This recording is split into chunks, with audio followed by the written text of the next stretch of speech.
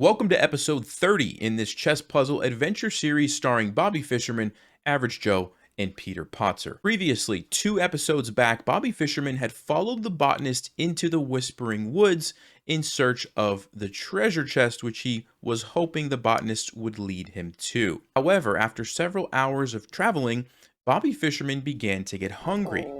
He realized he didn't have any food with him, and he asked the botanist if he had anything to eat. The botanist said, "Oh, yes, how rude of me to not offer you anything. Here I have this apple." And he gave a very blue looking apple to Bobby Fischerman. Bobby had a weird feeling and he asked the botanist, "Is this safe to eat? I don't believe I've ever seen a blue apple before." Botanist said, "Oh, yes, it's perfectly fine. Go ahead."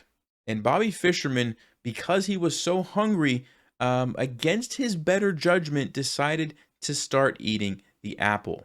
And after taking just a few bites, he started to get dizzy, and then everything went black. When Bobby Fischerman began to wake up, there was a raccoon standing over him, looking down. The raccoon said, "What happened, mate? You look terrible." Bobby tried to remember, and he said, "I believe I was following a botanist so that I could use my magic key." He felt his pockets. The magic key was gone. He said, "I believe it was stolen from me. I was trying to find the treasure chest when the botanist gave me a blue apple." The raccoon's eyes got big when he heard the term blue apple, and he said, "I think I know what happened to you, but to verify, I'm going to need you to try to solve this chess puzzle." And with that, he presented the following position to Bobby Fischerman. This position, it's white to play and win. And before I tell you what Bobby Fischerman thought, if you guys would like to pause, what do you think the winning move is for white? Well, if you had a chance to look at that, it's a very interesting position because you have the queen and the knight, which is a little bit better than the 2 rooks, but you also have the problem that your knight's about to be captured. And if black is able to capture the knight, there's no way you can win with the queen against 2 rooks unless there's something special going on in the position. So, with that in mind, let's just take, for example, a random move like, let's just say you move your king trying to create a check. This is not going to work because black's going to take here, and you don't really have any special follow-up forks where you could win a rook or anything like that, and because of that, it's simply a draw. So most of the moves that you would try to, consider here probably don't work.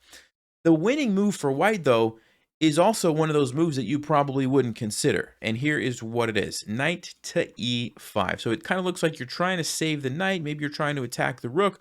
But you say, wait a minute, Nelson, you can just black can just take the knight with check. Why would we do that, right? Well, here's the idea. So after the rook takes with check, we have a very nice follow-up move. What do you think white should play next? You have a chance to look at that. The move is king to d4 check. It's check with the queen because you move your king out of the way, but now you're also creating an attack on the rook. And if black simply tries to defend with their king, you have queen to a6, which is a skewer, and you're winning this rook over here. So after the king moves somewhere, you simply take the rook. So because of that, king to d6 defending the rook is not an option. However, black does have the move rook to c6, which is a very clever move attacking your queen. So that if you try to take the rook, well, then black simply takes your queen, and now you actually lose the game. So it's this position. White still has a way to win. What's the winning move for white? Well, if you had a chance to look at that, the move is queen to f7 check. And essentially what you're trying to do is say, okay, if I can force the king to just move away, maybe back or over here to the side, then I'll have time to take the rook. And this is a winning endgame. A queen against a rook is a winning endgame. It's very difficult, but it is a win. However, black says, no, I'm not going to go there. I'm going to go now to d6, and my king is defending everything. If you would like to pause, how does white proceed from here? Got a chance to look at that. The move is queen to f6 check, which is forking these pieces, threatening that after the king moves, you're just going to take the rook. However, black says, no, I'm not going to move my king. I'm going to play rook here, and everything is defended, and your queen is attacked. What's the follow-up for white? You got a chance to look at that. The move is the simple queen to d8 checkmate. And it's a really interesting checkmate that you don't see very often, but the rooks are actually hurting black in this case because the king can't go there. And so you had to give up the knight so that you could perform all of those checks to ultimately lead to this really cool checkmate position. Congratulations if you solved that. It was a fun one. But now let's go back and talk about what Bobby Fischerman thought when he saw this position.